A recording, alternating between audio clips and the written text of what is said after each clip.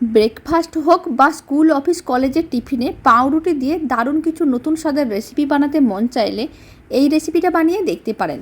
নমস্কার, আমি রুমি, আপনাদের সবাইকে আবারও একটা দারুণ স্বাদের রেসিপিতে স্বাগত। খুব কম সময়ে রেডি হয়ে যায় আর খুব কম উপকরণ দিয়ে বানানো যায়। প্রথমে আমি এখানে 3টে পাউরুটি নিয়েছিলাম। এখানে স্লাইস 3টে পাউরুটি নিয়েছি। এবার একটা পাউরুটি নিয়ে নিলাম। আর এখানে খুব বেশি পাউরুটিরও প্রয়োজন পড়ে না। প্রথমে পাউরুটিটাকে এইভাবে লম্বা লম্বা করে কেটে নিতে হবে। এবার এই লম্বা অংশগুলোকে নিতে হবে আর ছোট ছোট চৌকো পিসে কেটে নিতে হবে। এইভাবে আমি ছোট টুকরো করে কেটে নিচ্ছি। আপনারা চাইলে আর একটু বড় টুকরো করেও কেটে নিতে পারেন। বাকি পাউরুটিগুলোকে একইভাবে ছোট টুকরো করে কেটে নিচ্ছি, তারপরে আমি আপনাদের দেখাচ্ছি। আর রেসিপিটা যদি আপনারা আরও বেশি করে বানাতে চান তাহলে আরও আপনারা বেশি করেও পাউরুটি নিতে পারেন। সমস্ত পাউরুটিগুলোকে একইভাবে ছোটো ছোটো টুকরো করে কেটে নিয়েছি। তবে এখানে আমি ছোটো পাউরুটি 3টে পিস পাউরুটি নিয়েছিলাম। এবার পাউরুটির টুকরোগুলোকে শুকনো খোলায় একটু ভেজে নিতে হবে। তার জন্য একটা কড়াইকে গ্যাসের ওভেনের ওপরে বসিয়ে দিয়েছিলাম। পাউরুটির টুকরোগুলো দিয়ে দিলাম। এবার শুকনো খোলায় 2-3 মিনিটের মতন পাউরুটির টুকরোগুলোকে মিডিয়াম ফ্লেমে নাড়াচাড়া করে হালকা লাল করে ভেজে নিতে হবে। কোনো রকম তেল বা ঘি বাটার কিছুই দেওয়ার দরকার নেই। এইভাবে শুকনো খোলায় নাড়াচাড়া করে একটু ভেজে নিতে হবে। পাউরুটির টুকরোগুলোকে 2-3 মিনিটের মতন নাড়াচাড়া করে ভেজে নিয়েছিলাম। ফ্লেমটা মিডিয়ামেই ছিল। এবার আমি পাউরুটির টুকরোগুলোকে তুলে এক সাইডে রেখে দিচ্ছি। আর ওই কড়াইয়ের মধ্যে দিয়ে দিচ্ছি 1/2 চামচের মতন বাটার। বাটারটা খুব ভালো করে কড়াইয়ের চারিদিকে ছড়িয়ে নিতে হবে আর মেল্ট হওয়ার জন্য অপেক্ষা করতে হবে। বাটারটা মেল্টও হয়ে গেছে আর কড়াইয়ের চারিদিকে ভালো করে ছড়িয়েও নিয়েছিলাম। এবার আমি কড়াইয়ের মধ্যে 2টো ডিম দিয়ে দিলাম। ডিমটা আপনারা কম বেশিও করতে পারেন। আর অল্প একটু 1 চিমটের একটু বেশি লবণ দিয়েছি। লবণটা খুব ভালো করে ছড়িয়ে দিলাম। তারপরে এইভাবে মিশিয়ে নিতে হবে। ফ্লেমটা লোতেই রেখেছি। লো ফ্লেমে প্রথমে খুব ভালো করে মিশিয়ে নিতে হবে। তারপরে নাড়াচাড়া করে ডিম দুটোকে হালকা করে একটু ভেজে নিতে হবে। খুব বেশি লাল করে ভাজার দরকার নেই, একেবারে হালকা করে ভেজে নিতে হবে যাতে ডিমের কাঁচা ভাবটা চলে যায়।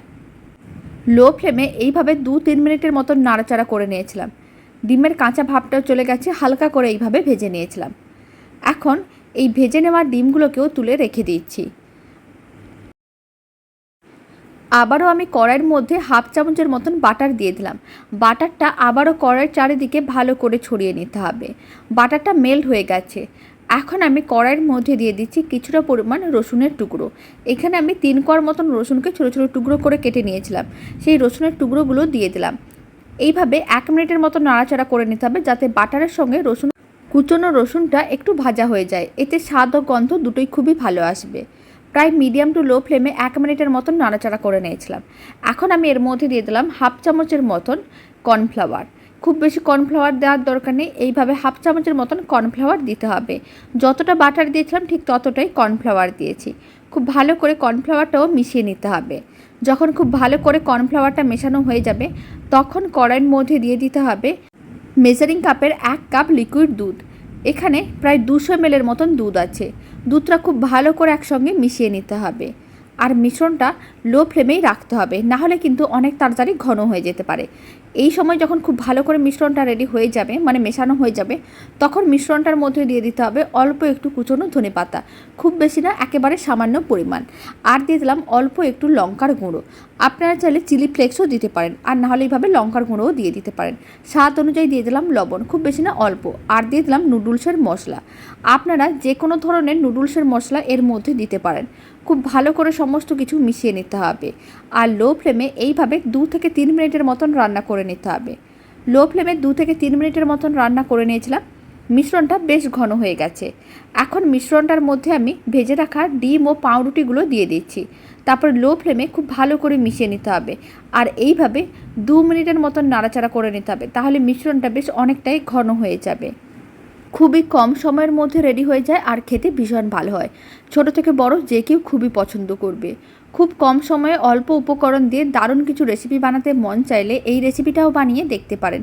খেতে যেমন ভালো হয় আর বানানোও একেবারে সহজ। এবার আমি অল্প একটু কুচনো ধনেপাতা দিয়ে দিলাম আর অল্প একটু বাটার দিয়ে দিলাম। এতে দেখতেও ভালো লাগবে আর খেতেও ভালো লাগবে। খুব ভালো করে মিশিয়ে নিতে হবে। আর 1 মিনিটের মতো নাড়াচাড়া করে নিলেই দারুণ স্বাদের রেসিপিটা একেবারেই রেডি। আর এই রেসিপিটা ভালো লেগে থাকলে আপনারা যদি ফেসবুক থেকে রেসিপিটা দেখছেন পেজটিকে ফলো করে নেওয়ার অনুরোধ রইল। ইউটিউব থেকে দেখলে চ্যানেলটি সাবস্ক্রাইব করে নেওয়ার অনুরোধ রইল। পাশে থাকা বেল আইকনটি প্রেস করে নেবেন নতুন রেসিপির আপডেট সবার আগে পাওয়ার জন্য। রেসিপিটা একেবারেই রেডি। এখন একটা প্লেটের মধ্যে সার্ভ করে নিচ্ছি। পাউরুটি দিয়ে বানানো দারুণ এই রেসিপিটা শেষ পর্যন্ত দেখার জন্য আপনাদের অসংখ্য ধন্যবাদ। আপনারাও বাড়িতে বানালে কমেন্ট বক্সে জানাতে একেবারেই ভুলবেন না খেয়ে কেমন লাগলো। তো চলুন ভিডিওটা আমি এখানেই শেষ করছি।